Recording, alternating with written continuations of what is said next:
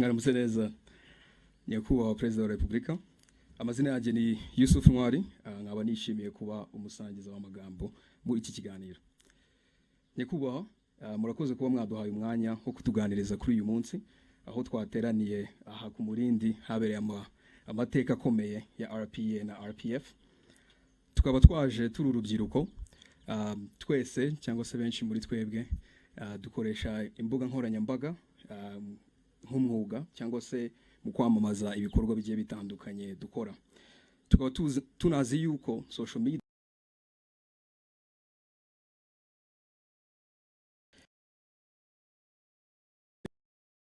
mbere nta kibaza nkoresheje ururimi rw'icyongereza. 30 years ago, you were exactly here.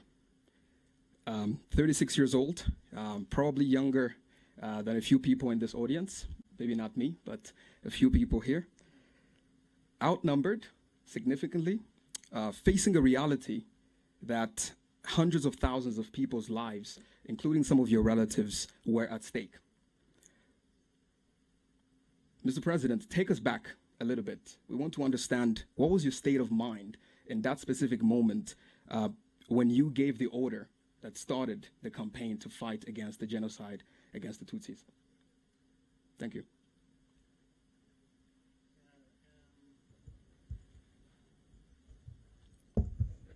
First of all, let me thank you for this moment. Much as going back in time sometimes is very difficult.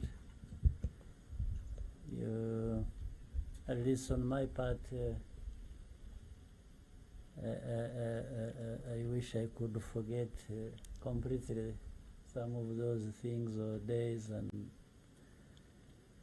but anyway, that is life. So what you've just said is very true. We're here. We have now recollected the picture of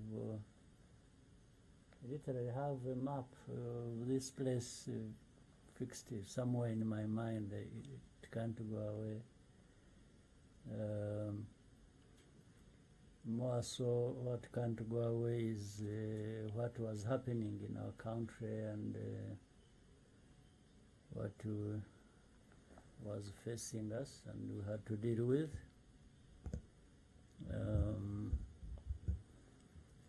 You know, I speak from my understanding. When you are faced with a situation like that was at the time, there are few things that come to your mind, and there are few choices. Either you face what it is, however difficult it is, and invest everything in you to deal with that, or you break down and run away. There is really nothing in between. Either you do something and or don't do it, and the consequences either way are very obvious. But at that time, sometimes it is not obvious. You only come to think about it later. So from the beginning, when the struggle started, we understood the magnitude, the weight we have to carry in doing what we are trying to do and achieving what we had in mind. We never underestimated, but it turned out to be even much bigger, much more complicated than anyone could have thought. But still, we were there, so you had to deal with it the way it happened. So what was it that was in the mind? You don't want to go too far ahead of yourself, because if you do that, you probably will make a mistake, because either you are thinking about defeat or thinking about victory, which has not happened. And if you thought of one, if you are sure you are going to succeed, it may end up actually being a failure. Or if you think you have already failed, that means you're not going to try as much as you could have, and you may actually end up with a failure when it could have been different, when you could have succeeded if you tried everything you could. So here, this is the place where so many things happen. First of all, taking this place and occupying it and turning it into headquarters for the RPF and the RPA combined must have happened in 1992, I think, around April maybe, if I remember, or towards that, because the RPA was involved in the fighting along the border, and we hadn't taken much of the territory inside Rwanda. We were really surviving along the border between Rwanda and Uganda, where some of us had come from. And so the RPF, meaning the chairman, the commissioners, were not part of the fighting force. We are staying in different parts. In fact, we had the headquarters in Brussels, Belgium, but we also had another in Kampala, Uganda. That's where it all started. And then sub-headquarters in different parts of the world. So when we took this place, we were able to bring the two closer together, or really together, the RPA and the RPF. And this became our headquarters after taking, because, you know, a little bit of history. When the war started, 1990, I was, before that, I was serving in the Ugandan army and so on and so forth. Most of us were, or a number of us. And when the war started, I was not anywhere near here. I was attending a military course in Kansas, Fort Leavenworth, Kansas, Command and General Staff College. Yeah, but I had now to work my way back to be here with the rest. So when I came, I found chaos. Because the leader, the first leader of our struggle, had been killed on the second day of the attack, Frederick, and so understandably, it was already a difficult situation. Then an organization loses a leader, and what follows is easy to understand. So when I came back in the first 2 weeks of October, I arrived back from the US and came and joined the others and tried to reorganize, and so that's when we reorganized and started fighting in a more organized manner because of that chaos I'm talking about that happened when we lost the leader who had led the struggle. So that's trying to cut things short so that it is not a too long story, but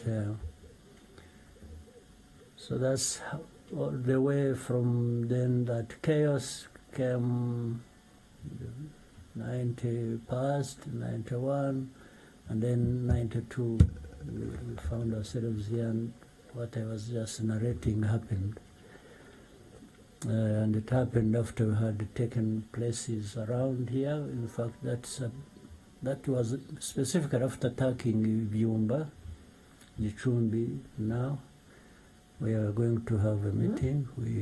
There were government forces of that time, and there were also forces deployed here in different parts. So we planned and moved from the east because we are more towards Nyagatare and in between we are trying to survive. So we organized and attacked a number of government enemy positions around, including the one here, which happened after actually taking Byumba, then Gicumbi and different other parts. We did by bypassing their positions and actually attacked them from the back. We went through the enemy deployments, cut through, and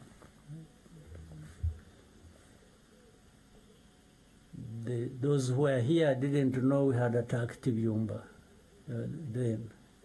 And the others, then a place called Rukomo and other places, Bungwe, and I don't know whether they still bear those names. I haven't followed over it, but so then we took this place because our positions were now far ahead, so this was more or less protected, and that's why we turned it. We had the headquarters. It was making it easy for us because from here to the border, I think, is about 30 kilometers, maybe, something like that. So we would operate going forward and spread wherever we needed to. But at the same time, we had access to the border with Uganda, and that's how most of the time we used to get food and medical supplies and other things we needed. So it was easy, this position was easy to connect us with the world, but to connect us with the country, and enabled us to carry out the operations we had to carry out. So we grew from here quite fast, and yeah, so that is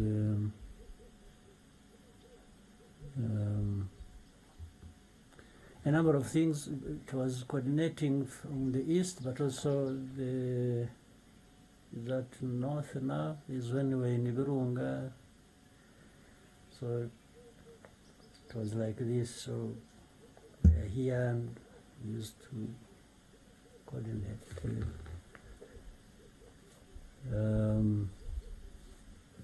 So what was in my mind when it came to the time, you know, there came a time, there were peace negotiations and in Arusha, and then it failed, and I remember in 1993, yeah, was it 93, February 8th, I think, the Arusha peace negotiations failed, and because the government had started killing people in Kibirira, or started killing Bagogwe in those areas, and we told them we can't be here talking peace and then they kill people again, so that means we are going to fight again. And so the negotiations failed in 92. They stopped because of that, and they resumed fighting. In fact, that's when we took now a much bigger territory than we even had when we resumed fighting later on. We spread, and yeah, so from 93 February, we had, because of ceasefire and peace negotiations, we got an opportunity and trained fighters, and they were ready for the next task, meaning when the ceasefire broke, then we resumed fighting. We took, you heard of, there used to be a demilitarized zone that you have heard about. When we fought, took a territory, then there was a global outcry and everybody was descending on us, and they thought we were going to take Kigali actually. But I don't think, much as we could easily have militarily from the operational point of view, we would have easily taken Kigali, but I thought politically it would be a big mistake, and that's why I prevailed over. There was the urgency for people to say, well, let's finish the job, but I thought it wasn't going to, the job wasn't to get finished, because in a way we would be overstretched, then we are taking on something much bigger than we can handle, organizing the country, but still the forces were being defeated here, but as the government was still established, they still had forces. I think we would have faced bigger problems than people thought. So, but when you were being told we must go back so that peace talks continue, resume, and continue, in the end, we put a demand which we would not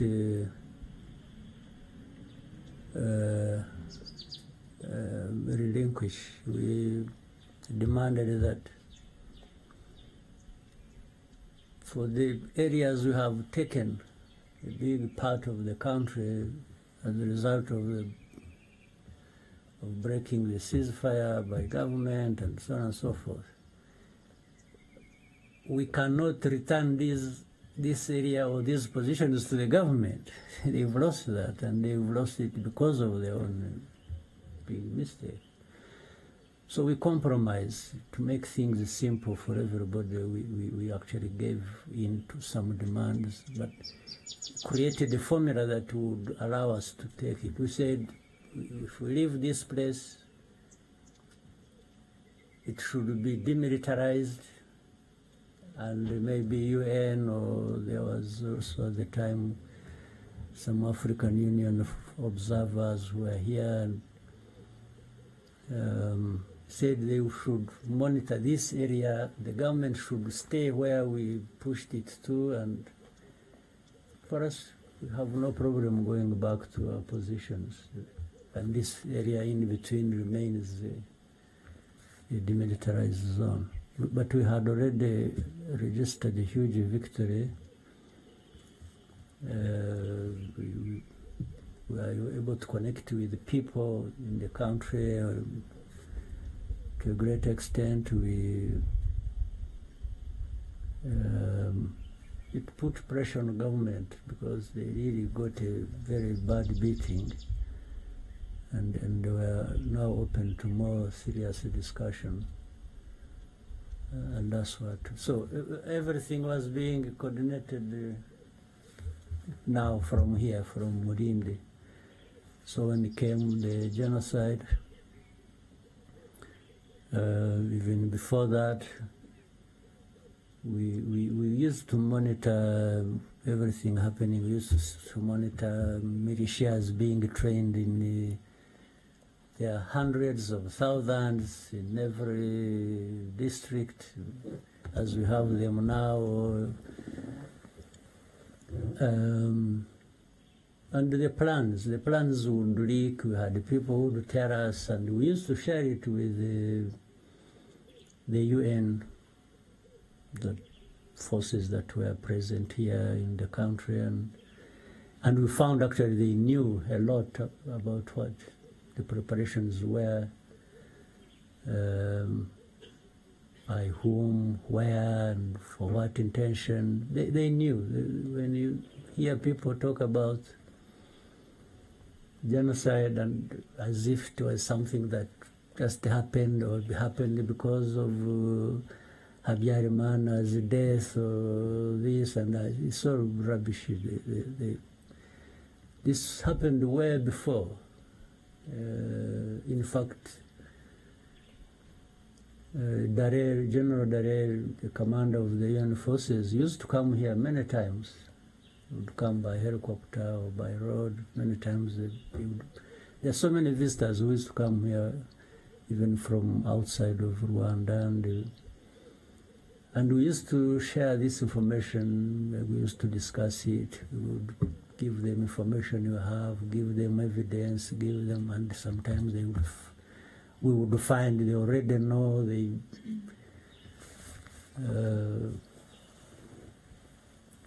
So, yeah, there's a particular question you raised, what the feeling was when things were happening, including when genocide started. You know, it is hard to go back and tell people what you are thinking. Honestly, I don't even remember some of the things I was thinking.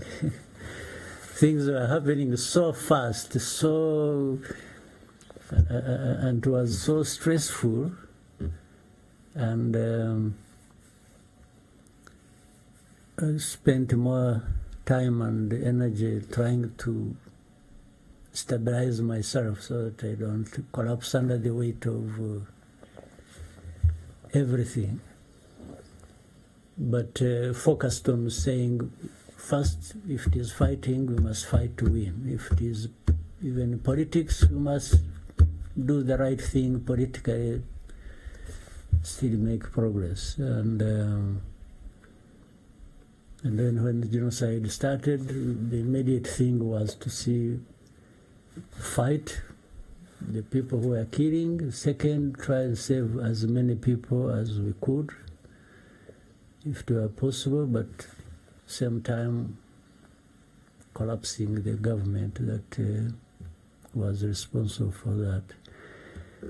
While we had many people, there's not a person even here, I'm sure among you, there's not a person here who doesn't have a number of people who were killed that were known to them, were relatives, were parents, were children, were things like that. And by the way, it is because I've asked many times. You see, in a situation like ours, genocide is happening. There are perpetrators, there are victims. But overall, there is nobody who is not dying on either side. You are killing people, in a genocide, you are therefore going for those you are targeting. But at the same time, those who are doing the killing of other people were also facing death because we had to fight them. So in the end, nobody, there's not a single person of the millions here in Rwanda who would say they gained from this. Everybody lost. Even those who started it and started killing people, they wanted to achieve something, but they didn't achieve it. Because what they intended to achieve was not just killing a few. They wanted to exterminate people. A certain group of people, they thought deserved that, or they wanted to kill. So it didn't happen because not everybody died. There is always going to be people who will remain alive. And so I think that's what else you want me to tell you? Yeah, thank you very much. Ask me anything, yeah. Yes, thank you very much, Your Excellency, for the context. Yes, I'm sure there's a lot of questions from the crowd, so I'll open it up to the floor. Please raise your hand if you have a question, and before you ask your question, introduce yourself, tell us a little bit of who you are, and then address your question. Try to be as concise as possible. Scovia? Murakoze nyakubahwa Perezida wa Repubulika, nitwa Scovia Mutesi, ndumwanditsi w'ikinyamakuru Mama urwa Gasabo. I see you every day on the media, social media. On the social media, yeah. Yeah. Murakoze, ikibazo cyanjye nashakaga kubaza, usobanuye byinshi bigaragara inzira yari ikomeye, ariko nagize ikibazo nifuza kubaza, ese musobanura mute impamvu mwari mufite ikomeye yumvaga ko mushobora gutsinda ubutegetsi bwa Habyarimana bwari bufite ingabo zikomeye ndetse bashyigikiwe n'amahanga, mu by'ukuri yumvikanaga nkakomeye. Nyuma yaho uyu mukanya tugeza aha General Kabarebe yadusobanuriye uko mwageraga mu Mutara, uko mwasanze bimeze ko byasaga nk'ibiteye ubwoba, impamvu ikomeye mwagize mukumva ko muri butsindura urugamba kugeza uyu munsi nyuma y'imyaka 30 mwicayeho. Ndabashimiye. Ndakubwiza ukuri, ntabwo ari science ngo muri science nararebaga nkasanga turi butsinde, cyangwa ntabwo ari, it's not anything, ntabwo nta kintu cyari gihari twemezaga ko turi butsinde kirenze umutima wacu kuvuga ngo ntatsinda ngomba kurwanira ukuri kwanjye. Nicyo umuntu yashingiyeho, ibisigaye bikubakira aho ngaho. Ntabwo rero ntawari ufite icyizere ngo ibintu bigomba kugenda bityo, kuko na bimwe uko abantu babitekerezaga cyangwa babyifuzaga bigomba kugenda siko byagenze. Kuri bimwe hirya no hino, ariko ibyo mvuga yo kuvuga ngo twari ahantu uvuga uti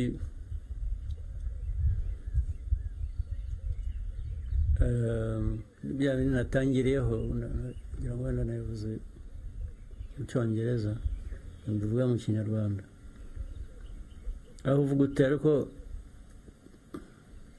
aho ndi ibindi imbere ngomba guhangana nabyo.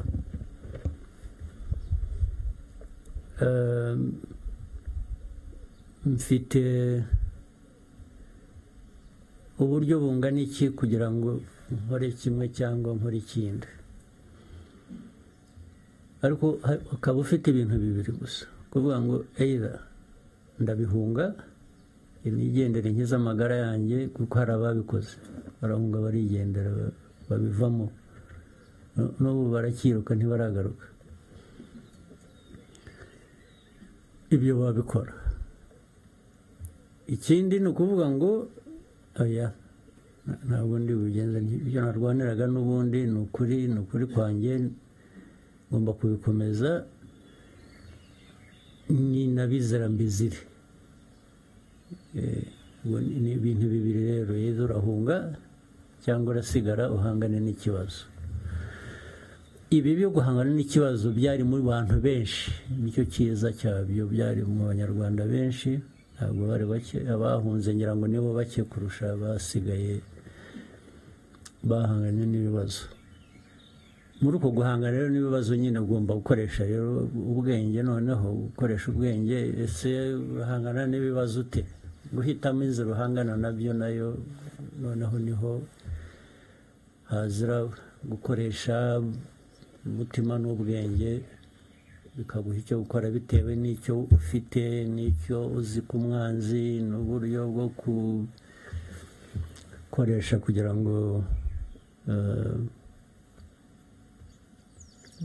utsinda ari urugamba rumwe hano cyangwa ahandi, cyangwa utsinda urugamba runini rwo kurangiza ikibazo cyose.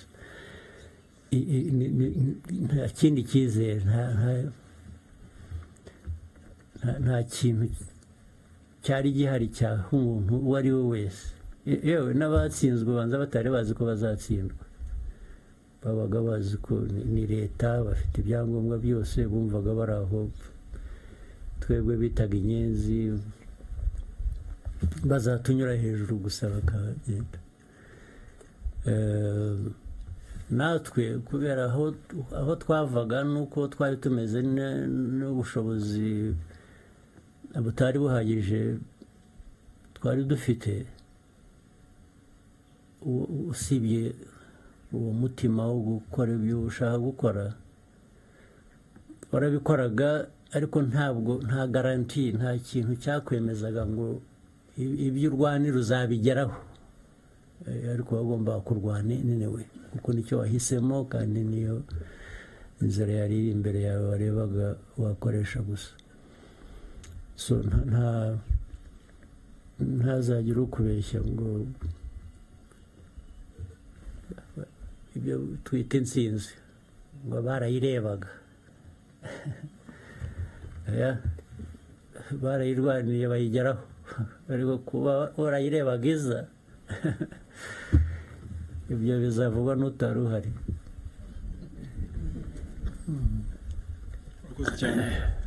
Yes, dufite ikindi kibazo, adufashe na microphone kuri Eric yashize ukuboko kare. Thank you so much, Your Excellency. My name is Eric. We just had a great visit of the site that was your military base, and it was a great visit. And then I went on to revisit one of the oldest video, but the famous one, where you were addressing your force, I think back in 1990. You told them in Swahili, how we quote, jeshi hili litakuwa msingi wa mabadiliko. And then he went on to tell them, sasa ndiyo maana matendo yetu yanapaswa kuwa tofauti na yale ya wale tunapigana nao. For me, these were super great values of RPA. So my question is, how could you envision unity and integrity, knowing you were not even allowed in your country, even coming to visit your friends and family, you could sneak in, and then we also had that, not here, I think we need to fact check this, that some of the Habyarimana forces that were wounded during war, some of them were treated here. And then where did these values come from, and how do they remain the foundational values of RPF today? Thank you so much. Yeah, societies, anywhere, or people, whatever, have values, certain beliefs, what they think is the right thing to believe in. And then, so Rwandans have values, there's no question about it. In fact, that to an extent explains the problem the world has. In the world, there are some people in some parts of the world who think they are the only ones who have values, and their values must be conformed to by others, which I personally feel insulted by and could not accept, can't accept it. It is not true. There are no people with better values than others. And better, how do you measure that? Better in what sense? So, with the Rwandan values, and even with the effort to try and integrate the values, your own values, with other people's values, so that it is broadened, or you look at it in a global context the way it should be.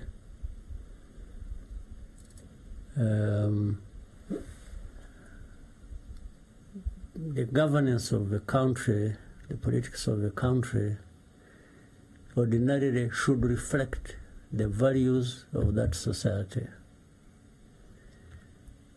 So for a long time, and we had our own values even before. Then colonialism, okay, we can talk about that briefly, brought their own values, then gave or distorted the values of Rwandans, and unfortunately Rwandans came to accept the distorted values as their own. What do I mean here? Having a country that is divided on ethnic basis isn't part of the values we should be, we should espouse. We shouldn't. But that's what happened. So the RPF, the origin of it, much as it is problems that had happened to some Rwandans, not only those living in the country, but especially those outside as refugees.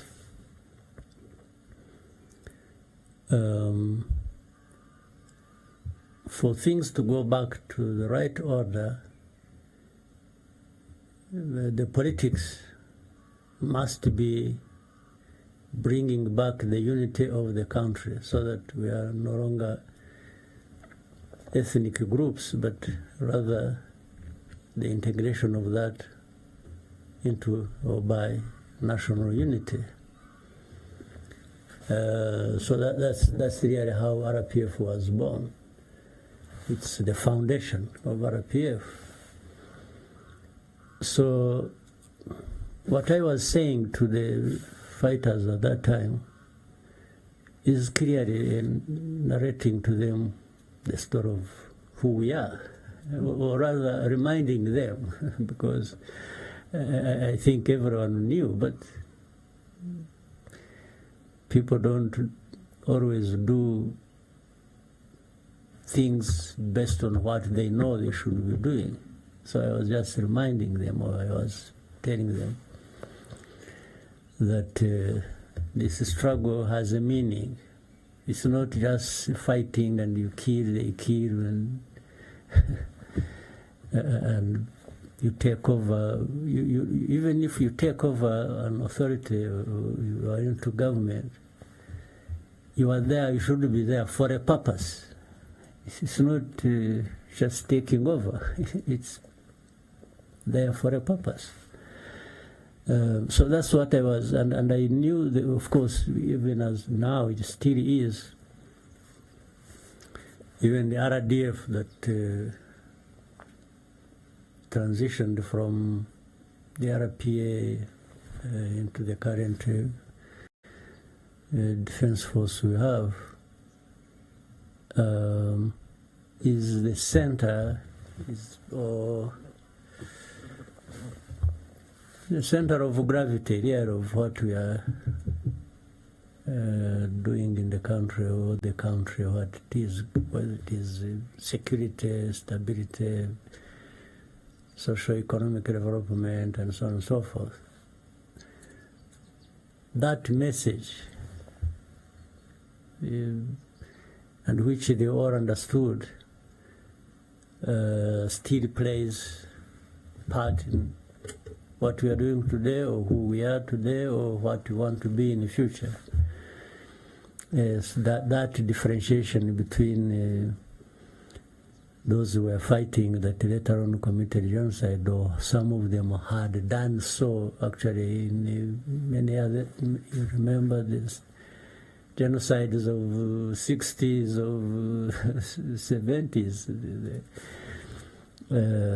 So I was saying we are there, we are fighting for a cause that will change all that and create Rwanda to be what it should be. So that is even the message today, even tomorrow. Well, if we can fail to achieve it, but it remains, it stays the message. It is what should be driving us, even politics we are doing, even the elections we are preparing for tomorrow, and the campaign is here running up and down. I'm not running up and down for nothing. I'm running up and down for that message. To present it and put it where it belongs and give it the results it should have. Thank you very much, Mr. President. More questions? Joel? Yes, thank you, Mr. President, Paul Kagame. So my question goes, first of all, my name is Tikule Joel. I'm a content creator and a proud first-time voter. My question is, your name is... So when you were here, you probably were not yet born. Yes. And I'm glad to be voting for the first time. All right.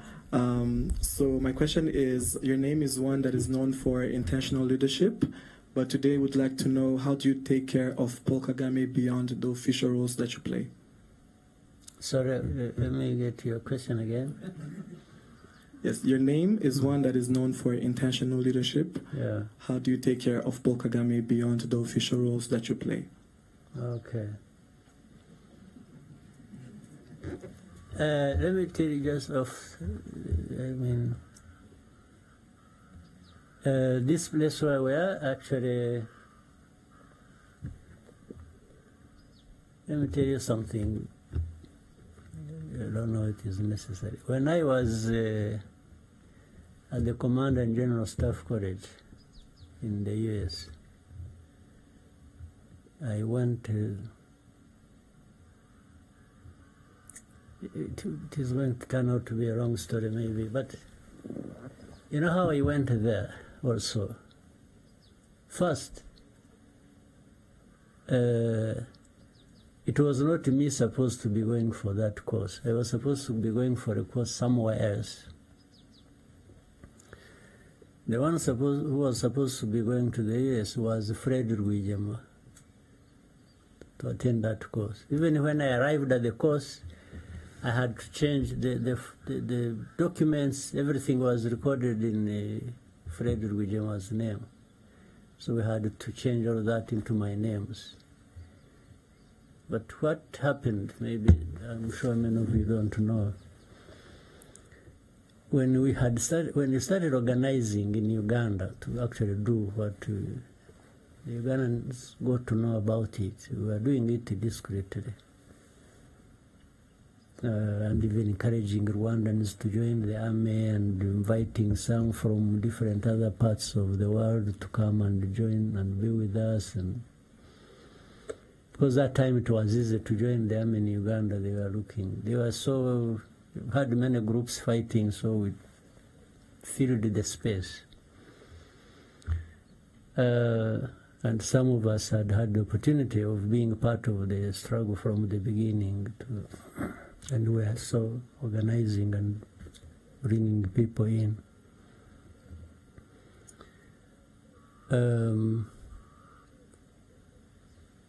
So the Ugandan system wanted to disorganize us so that we don't remain planning and doing what we wanted to do. So they wanted to send the top 3 of us, no, 4, scatter us outside the Uganda to go and attend courses while we, in the meantime, we get disorganized. So Fred Rwigema was supposed to go to the US. I was supposed to go to Nigeria. Bunyenyezi, you have heard of Bunyenyezi. Chris Bunyenyezi was supposed to be sent to some other place. Bayingana was supposed to be sent to Russia. So when we got to know about it, I talked with Fred. And I told him, I'm the one who insisted and encouraged him not to actually go anywhere, because that will just mess all of us up. He was our leader. Then he said, if you go, that means postponing it for another 5 years or something. So we agreed. He's actually going to decline, and we tried to create a story of he would tell the authorities so that they understand he's not just objecting to going. And so he went back to the authorities, told them, and of course there was a bit of trouble. It was not well received. So I think the one who was told that he's not going and so on and so forth must have connected and said, you see, these people are up to something. Then they said, okay, since you are rejecting it, then Kagame must go. So it was going to be either him or me, so that still they maintained that thing they wanted to.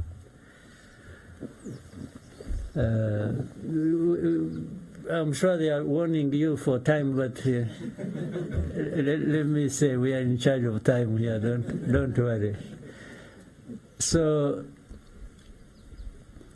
he declined, and they stayed. They sent me, as if to say, okay, if you are going to go, then this one will go, because they never wanted us together. They thought if they got rid of one, they would just create problems for the other. So then they called me up and said, so you Fred was going, now he has problems, he's not going, so you should be the one to go. I said, I have no problem. So I went back and told Fred, I said, you see, now they think they have known our plans. So if I decline, they may actually put us in jail, both of us. So to survive this and continue our plans, you stay and do what we have been trying to do. And for me, I will go. But when things start, I'll anyway find my way back easily. I don't need any permission from anybody.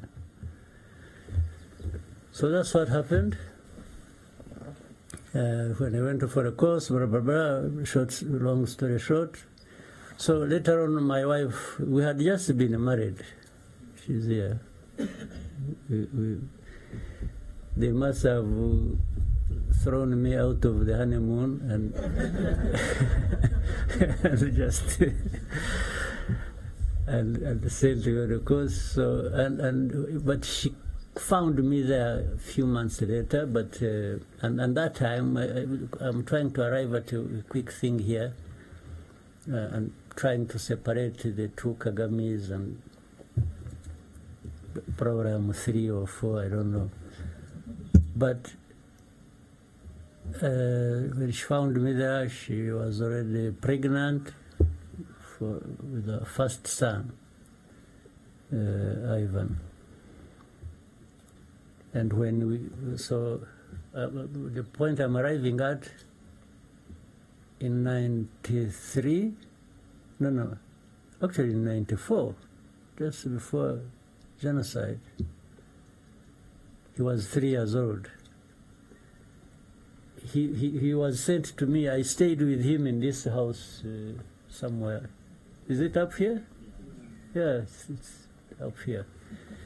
I stayed with him for a few, maybe a week or less. In fact, when when Habyarimana crashed in the plane, he was here with me. The boy was here with me. And we were, the news came, we were watching football. Where? In one of these houses. Well, yes. There was an Africa Cup tournament. I remember it was Senegal playing Cameroon, I think, when we were watching here. And somebody came with a message to me that Habyarimana's plane had crashed, and there is chaos in Kigali, and so on and so forth. So what follows a different issue. But he was here with me. Now, you can see he was here with me not as a soldier, not as anything, but just as part of the family. So I was trying to reduce the amount of stress I had accumulated by having my son around. Something else funny that happened when, of course, I said he was here when the chaos started. In fact, I left him here and went with the forces that were going to Miove. That was Miove. And so I sent a message back. I told the people who had stayed here, I said they should quickly take this kid back across the border and take him back to his mother. You won't believe it, he refused. He refused, he cried, he said, no, you must see me first. He was like, where is my father? Where is he? He refused that day, and the next day we were very busy out there. So I had to drive and walk back that, like on the second day, to come and convince him to go. Yeah, so I told the commanders I was with, where the forces were, that they give me just a few moments. I first go and solve a personal problem. So I had to come back. Actually, that time it was very dangerous because there was still some forces in between, and we had. At night, I tried to drive. I had a Land Rover. I tried to drive, but we were using indicators. You couldn't put on lights because we would easily have. So some places we would walk, others I would drive. Then I came back, arrived here around 4:30 in the morning, and stayed up until he was sleeping until he woke up. And so I told him, you know, your mother wants you, you have to go. It seems he was happy where he was staying. He wasn't. So I had to convince him. I literally forced him, gave them somebody who took him to the border, and then I went back immediately. I didn't even rest time. I had to go back and in the forces. So I'm just trying to bring in the official me and the personal me. I thought maybe there wouldn't be a better place or thing to explain it than that story. So we had to keep one part is family, another part is work, and another part I don't know what it is. Yeah. Thank you very much, Mr. President. With your permission, we'll take 2 last questions. Okay. Yes. Maybe with a bonus of 3, if they could make it short, then. Yes. Lionel, please, can you help us with the microphone? Thank you, Mr. President. My name is Lionel Nditabirie. I work at the Pan-African Review. 30 years ago, you were already the target of criticism coming from beyond the borders of Rwanda. From When 30 years ago? Yeah. I'm still taking this criticism even now.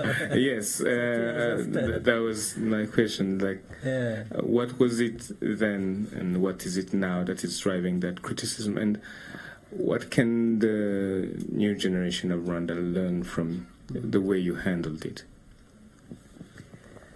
Well, it's hard to tell, but also not. I shouldn't exaggerate. It isn't too difficult. Is there anybody in the world who would not be criticized, or who is not criticized at one time or another? I don't think. And it depends on the interests, or even the views of those who are criticizing you, about you, their views, their whatever interests, or if you. But it also means you are actually somebody. If you have to be criticized, you know, somebody who is nobody want to be criticized because they're criticizing you for something that in one way they associate with, but would want it different. That is one possibility. The other is what either you are thinking, or your actions, or you are a danger to them. In other words, it's like they deprive them of something. For example, if I'm, say, if we two of us, I'm telling you, say, you know what, let's do this, or you are telling me, let's do this, so that we are not dependent on the other one. And the other one actually wants you to be dependent on them. They will not be happy that you are trying to be independent. So they will attack you for wanting to be independent, because they don't want you to be independent from them. And there are many tactics, there are many ways of doing that. They may not tell you directly that, because it looks ridiculous that they are attacking you for wanting to be independent. So they just find ways of creating a bad name for you, so that works against you, and it's not seen that they are the ones working against you. What is working against you is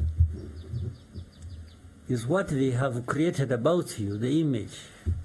They make it look happen like that, and absolves them the responsibility of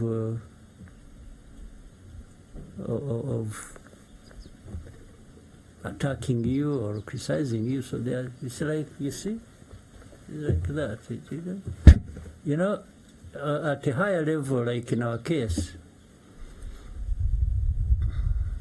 you know, there are, we touched a bit of history and said, you know, what has been happening in Rwanda. Let's talk about genocide alone. It happened because the country was divided. You know, the colonial times brought in the kind of politics and shaped Rwanda like that and so on. And then, anyway, ultimately genocide happened. So when you tell the story, actually the way it was, from colonialism and then up to the time of genocide, those who are responsible for the colonial times don't like it. And when you say they are associated with the genocide or the cause of it, they are not happy with you. Now, simple thing, for example, one of the things they do, and a simple one, they want to keep attacking you like you are a violator of human rights, you know, no freedoms, no democracy, blah, blah, blah, blah, blah. By doing that, it's like they are saying, you see, what happened in Rwanda actually is not anything to do with outside. Rwandans have been killing each other. You see, the genocide was this. Killing this. So, and then they turn, that's the story of turning the victim into a perpetrator.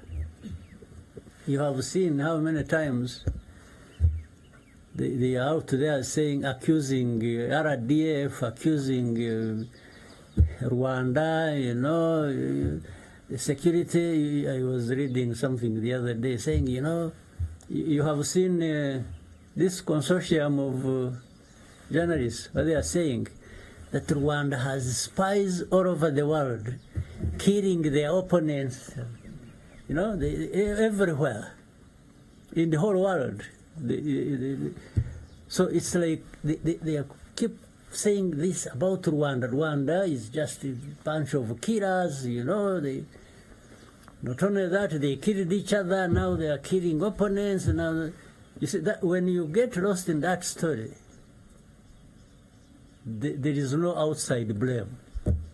The outside blame disappears. Even the UN that was here that did nothing to stop genocide, or the whole world that watched and did nothing about genocide, ends up being absolved. It's now Rwanda. It's Rwanda, the victims, the perpetrators, they change positions. It's the outside world. Well, even journalists who were busy actually orchestrating genocide and supporting genociders, and they are the ones now who are spinning this story like those ones. Yes, because of their interest, their association, the way they want to shape the story of Rwanda, the narrative of Rwanda, the way they want. You see? So you now, if you are weak, if Rwanda is weak, it's going to succumb to, you know, and even be apologetic, and or they shape it the way they want. They promote people, and you can see when they are saying, you know, these people like the Ingabire is like, you know somebody Ingabire, this small woman of a genocide, you know. But they want the whole world to believe that she's an opponent, she's... actually, they would wish that one to be the president of Rwanda. And she also believes it. Yes. So she believes it, and she's everywhere giving lectures and, you know. But this is, it's not Rwandan. This is not a Rwandan who believes this story. But the outsiders, these journalists, these ones who go to, what do they call it? Forbidden stories. It is forbidden to be talking about Ingabire. Well, I'm actually sort of going to be blamed for it. You will see it. So, you young people who are in this kind of thing, because influencers are, you hold opinion.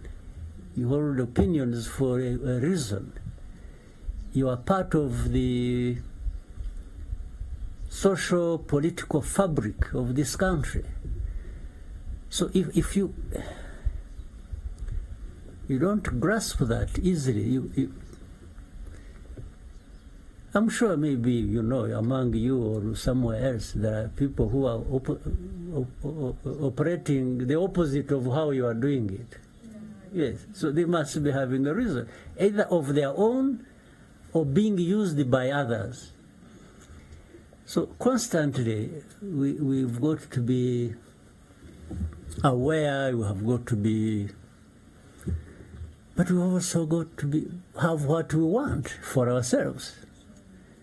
And we should not be apologetic about it. You check any time, any day, I've never been apologetic for what RPF is doing, what Rwanda wants, what I am doing with these people who abuse, criticize, and even in high offices, they are somewhere outside in the world. They, you know, you meet somebody, they say, yeah, why in Rwanda, why you are doing this? You say, what? You say, what evidence do you have? They said, but so and so said this. They are talking about one of the influencers somewhere out there whom they are at the same time using, and then they are quoting that one as evidence. I mean, so this is a world you must really try and learn to be sophisticated, at least in understanding the nuances of these things and the world we live in. Thank you very much, Mr. President. Maybe a question from the front. Naomi.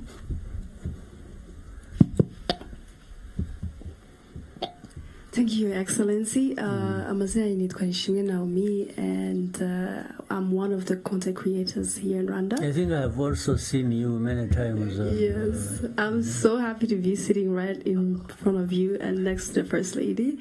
My question is, what to get into Zabinari? It goes. And some of us here are making a living through social media. Ni gute twabinare mu gihe twamenye gusa amahoro n'iterambere mu gihugu cyacu? What are the steps? Thank you. Good. First of all, it is to know the story.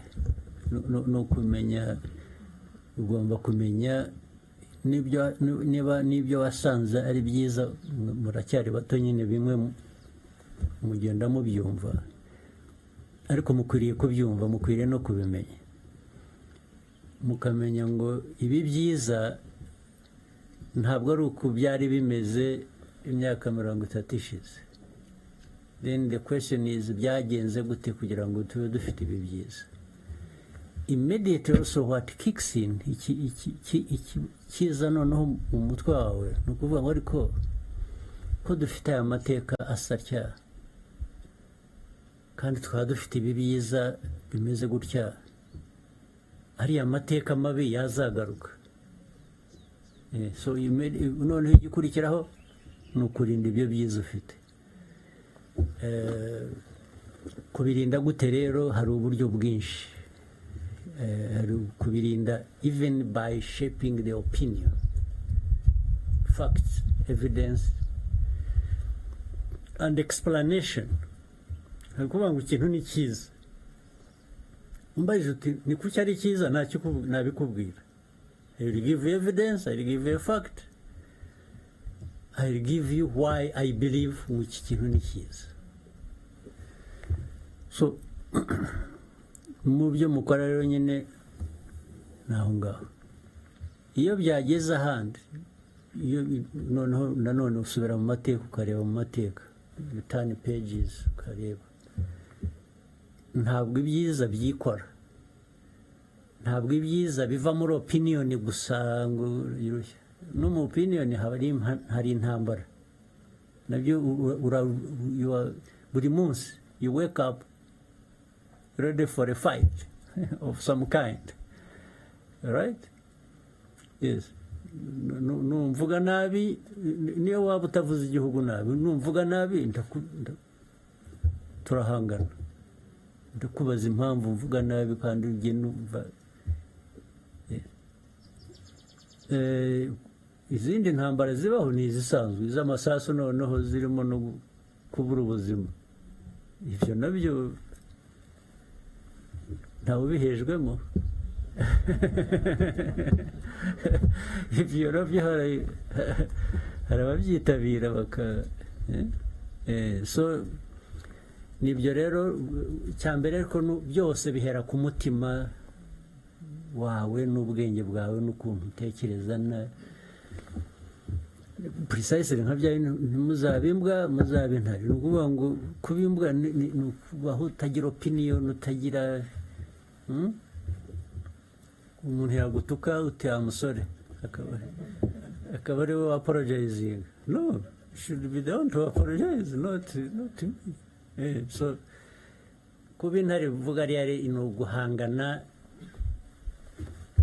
n'ikibazo cyaba icyawe ku giti cyawe, cyaba cy'umuryango wawe, cyaba cy'igihugu, ukakigira icyawe. You want to nibura gutanga umusanzu mu kuyikemura. Mwakoze cyane, Your Excellency. Turafata the bonus question mwaduhaye. Byuka vuba. Yes. Murakoze. Nitwa Kwizera Josue, nkaba ndi umunyeshuri muri UR, ariko nanone nkankoresha social media ku izina rya Byuka vuba cyasabura cyaryamye. Mu kiganiro cyabahuje n'abanyamakuru muri Byuka vuba, I think, cyangwa uracyaryamye. Yego. I think I've seen it. I have followed that. Thank you, yes. Mr. President. Ni wowe rero. Yego. I didn't know. Mu kiganiro cyabahuje n'abanyamakuru mwaka ushize muri 2023. Banza no ku ifoto yawe iri ku ntuzukoresha, ntabwo ari yawe bwawe. Yego. Hariho undi muntu. Yego, nyakubahwa Perezida. Nibyo? Yego. Then I have followed. Thank you. Umunyamakuru wa TV1 KNC yabajije niba abanyarwanda dukeneye kwitegura igihe twaba duteye bitewe n'amagambo ari guturuka hanze, aho uravuga ko ashaka kuzatera u Rwanda. Nyakubahwa Chairman, mwamusubije mubwira ko dukwiriye kuryama tugasinzira, tukongera tugasinzira nta kibazo dufite. Twebwe twaragiye nyine nta kibazo dufite, turaryama tugasinzira. Ariko nifuza kubaza urubyiruko rushaka gukomeza kuryama ariko rukaryama hari icyo ruryamanye, ku buryo igihe telefone yazasonera utazakenera undi muntu ubigisha gukotana. Mwaba muruteganyiriza iki? Murakoze cyane. Byarateganyije, byararangiye.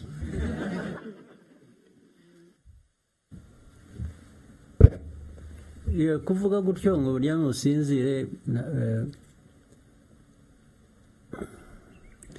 ni ukutabiha umwanya urenze uwo bikwiye, ariko naho ubundi uko igihugu cyacu gikora hari abakirinda ku buryo bw'umwuga bw'umwihariko, umutekano warwo birakora, kandi ntabwo ari aba bantu bambaye iriya myenda gusa bijyanye n'umurimo bakora. Buriya ibikorwa bishingira no mu baturage, bakorana n'abaturage hose,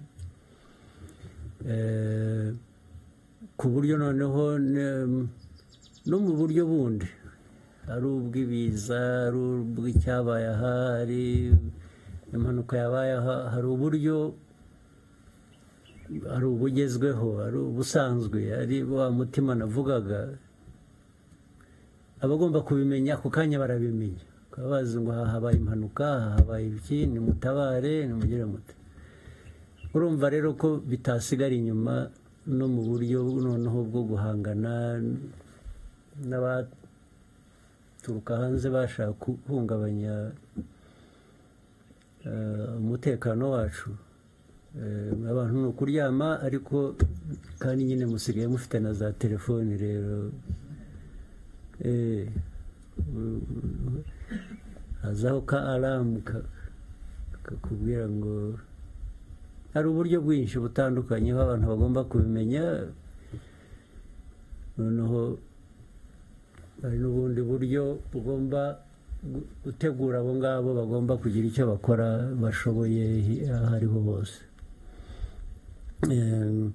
Ariko the message iri muryame musinzire wazi guhumuriza abantu, but at the same time bivuze ngo niyo ubwo harimo noneho hari uwavuze iby'intare n'iki. Intare mwari mwayibona? Ariko uzayirebe uhora usanga isa n'isinziriye, ariko burya ntisinziriye. Niyo ukandagiye gusa ukumva irabyuka, ariko ikindi gihe ibisinziriye. Kuruhuka, kuryama rero mugasinzira, nibyo n'ubundi mukwiriye kugira ihumure, mukaryama mugasinzira, ariko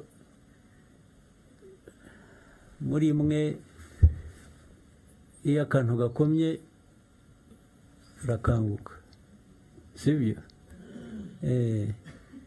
Naho ibi bindi rero bisakuza biriya rwose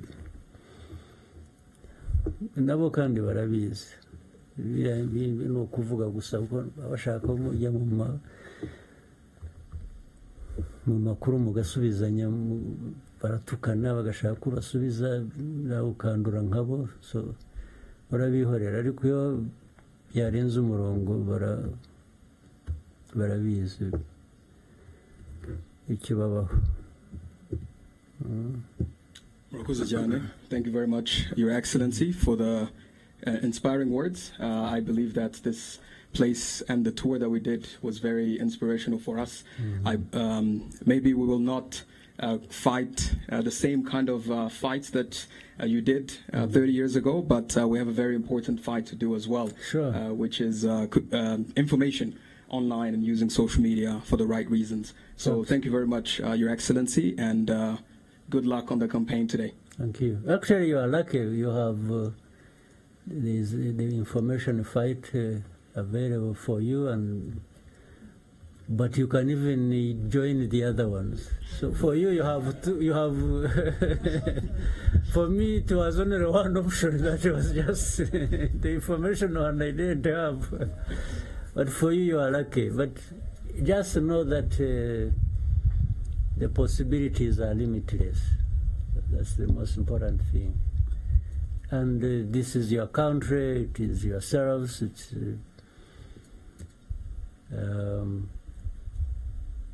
there shouldn't be anything that should deprive you what you want to have or want to be or want to. Just it starts from within you. Just don't accept nonsense. Yes. We will not. Yes. All right. Thank you very much. Thank you, Your Excellency. Yeah.